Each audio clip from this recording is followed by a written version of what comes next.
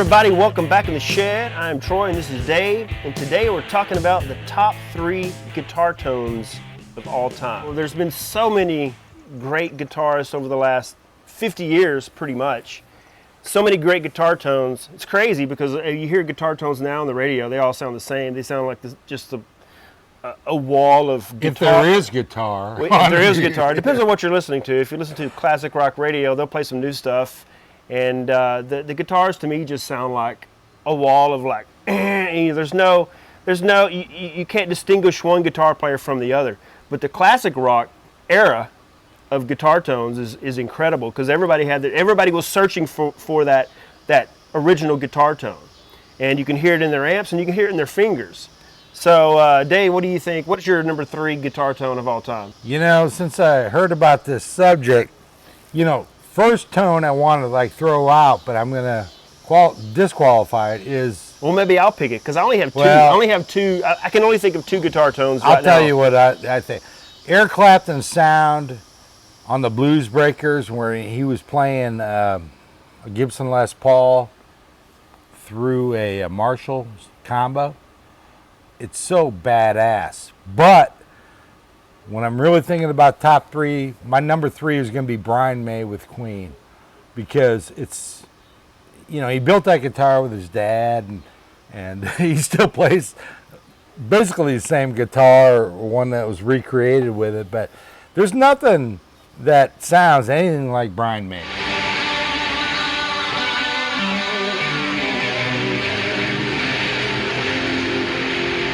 Doesn't he play with a coin, like a quarter or something too?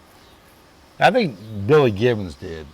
I've always heard that Brian May plays with some kind of coin that really makes it gives it a distinct sound. Well, regardless, look that up. Look that up. We have nobody here. Yeah. We don't have anybody here helping. You can put our answer on the yeah. Leave a comment below. Let us know if I'm right or not. Really, Brian May's sound is really because that was a handmade guitar, and he wound his own pickups, and that sound is, you can't mistake it for anybody else. What do you got? My number 3 guitar tone would be not necessarily because the band. What's a guitar player for Rush? Alex Lifeson. It's not necessarily his guitar tone, but it's a guitar tone on a particular song. Working Man, the guitar tone on Working Man sounds so good. It sounds like a rock guitar should sound.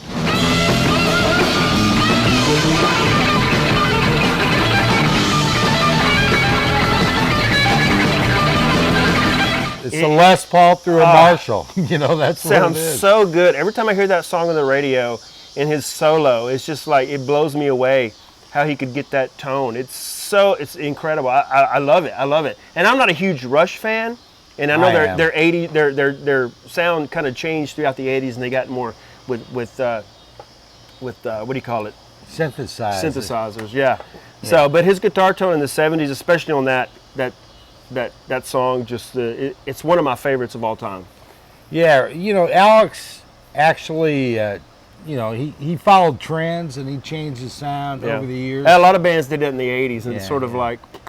But I guess Paul McCartney did that. I heard some Paul McCartney song today that I'd never heard from 1986. I'm like, what the hell is this song? This song kind of sucks. Might not have been his guitar. He was a bass player. Well, it wasn't even a guitar tone. It was just a song in general. It just wasn't a very good song. What's your number 2, Dave?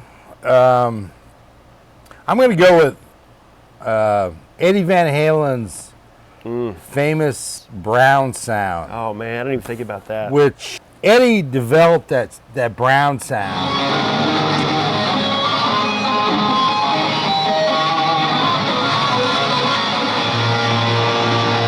It's been copied many times over, but nobody's. He had the first album, second album, third album. The album I'm talking about is Fair Warning by Van Halen. It really epitomized the Brown sound that Eddie'd been searching for. To me, it's my favorite album. A lot of people have other favorites, but it was a dark album, but it had freaking great rockin' songs. And Eddie was, to me, in his prime at time. So, what do you think? Yeah, even 1984 was, they sort of did like what all those other bands were doing, using the synthesizer a lot more and getting that sound, but they still had to me, 1984 is one of the best produced albums. I love that album. Yeah. It was a great album. And I love, like Drop Dead Legs and the sound. But that is that Brown sound that Eddie had already kind of...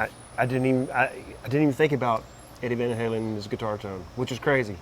What was I thinking? I guess I wasn't thinking. Well, what's yours? My number 2 probably be, because I could only think of 2 offhand. I mean, but there's a million. I mean, I thought of way more than 2, but I can only think of 2 for this list here. But I would say Jimmy Page. Jimmy Page has a distinct guitar sound. No. Here's the why. Okay. Let me tell you why. Because Jimmy Page changed his sound. He did change his sound. sound. On every song. So, like, you listen to Heartbreaker, you listen to... But you can always tell it's Jimmy Page. Well, you can tell by the way he plays, but it's not necessarily his tone. Because his tone was always evolving. You know what? Then I'll take it back, and I'm going to agree with you. It's Eddie Van Halen. All right. Good one. Good. All right. Number 1. What's your number 1, Dave? Well, it's hard to refute this one, but The Edge from U2. He created a new sound that, with the effects he had, the chorus and all that stuff he had, and the delay, no one sounded like that before The Edge.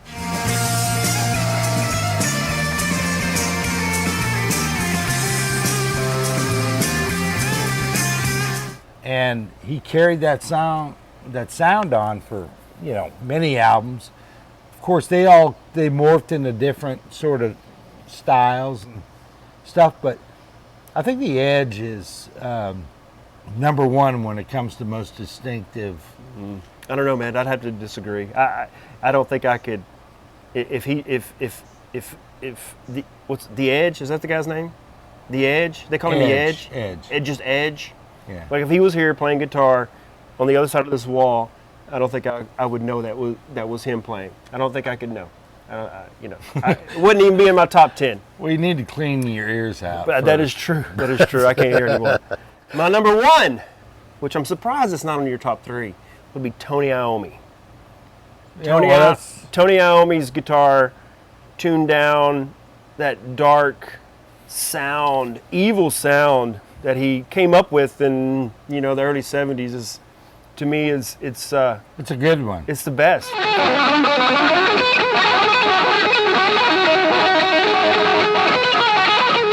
It's the best. It's definitely number 1. I think you should change.